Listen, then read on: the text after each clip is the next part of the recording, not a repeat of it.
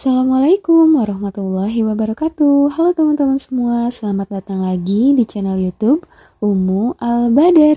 Gimana nih kabarnya teman-teman? Semoga selalu dalam keadaan baik ya. Video kali ini seperti yang udah teman-teman lihat di judul, kita budgeting lagi di bulan September ini. Sebelumnya aku mau ucapin terima kasih buat teman-teman yang udah klik video ini. Semoga video ini bisa menghibur teman-teman, bisa nemenin teman-teman, dan bisa memberi manfaat buat teman-teman yang nonton. Sebelum ke budgetingnya, aku mau bikin mini jurnal dulu untuk jadwal kegiatan aku di bulan ini. Misalnya aku tulis jadwal kajian, jadwal belanja mingguan, atau misalnya aku mau bikin video apa, biasanya aku tulis di mini jurnal ini. Kalau sempet ya teman-teman, kalau nggak sempet ya udah nggak apa-apa, nggak usah diisi. Cuman dengan adanya mini jurnal ini tuh aku ngerasa kayak lebih produktif aja gitu.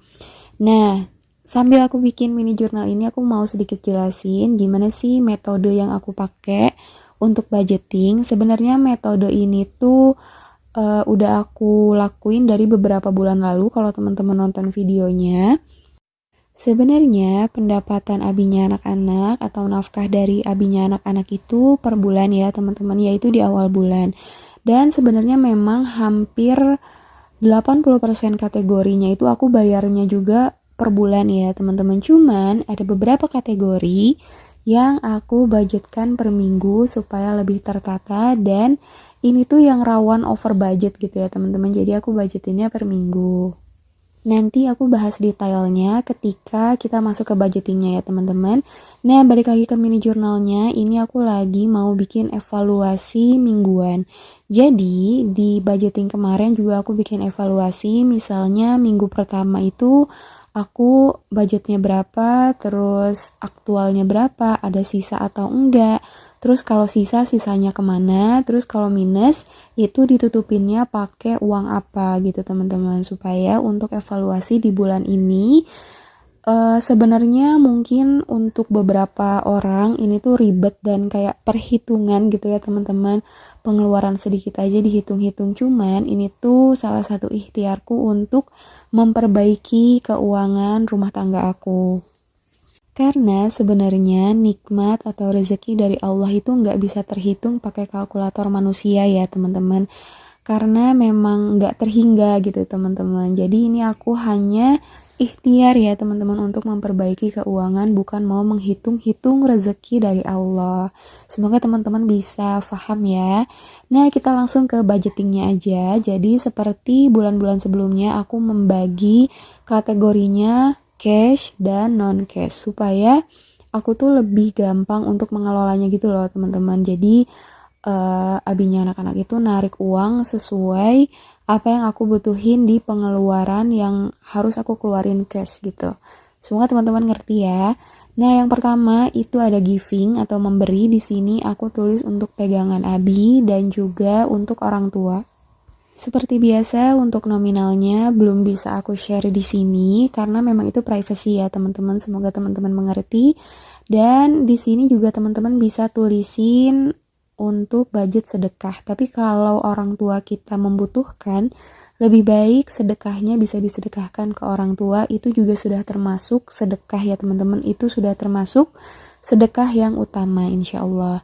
Nah, yang selanjutnya itu ada saving. Di sini ada sinking funds. Aku sisihkan 350.000 dulu aja untuk bulan ini. Apakah nanti kepake atau enggak?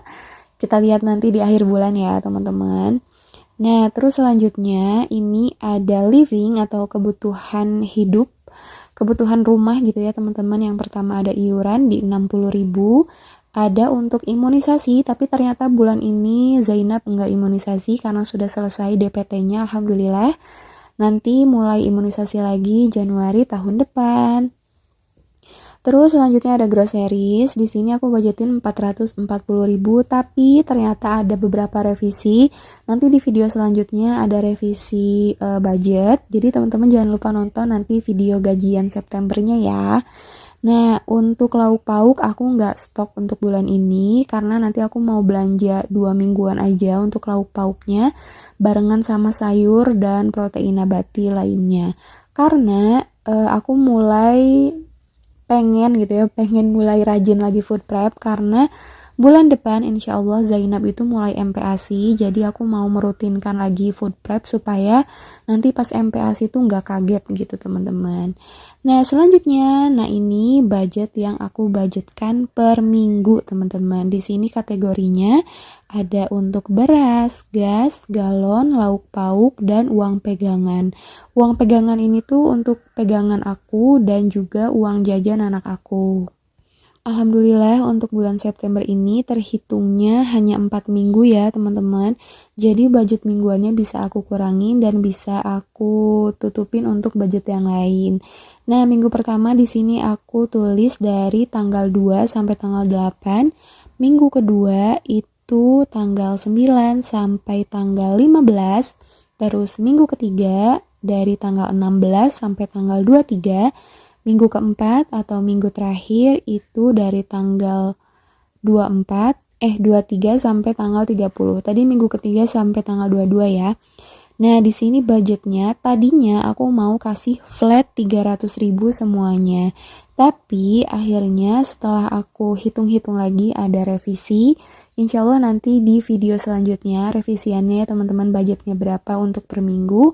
Dan nanti aku jelasin juga gimana aku mengelola supaya budget mingguannya itu nggak over budget. Oke, budgeting selanjutnya untuk kategori yang non cash. Di sini aku jadi nggak ambil uangnya ya teman-teman. Jadi aku biarin mengendap di Dana. Tapi langsung aku bayar-bayarin ya teman-teman. Karena sebenarnya kita tuh nggak boleh mengendapkan saldo di tabungan atau kayak di Cbank, di Dana itu kan ada bunganya ya teman-teman. Kita harus menghindari riba. Wallahualam bisawab. Kalau aku salah teman-teman boleh komen di kolom komentar. Jadi saran aku kalau misalnya teman-teman mau menabung, lebih baik di tabungan yang gak ada bunganya, atau misalkan nabung di rumah pakai brankas gitu ya teman-teman.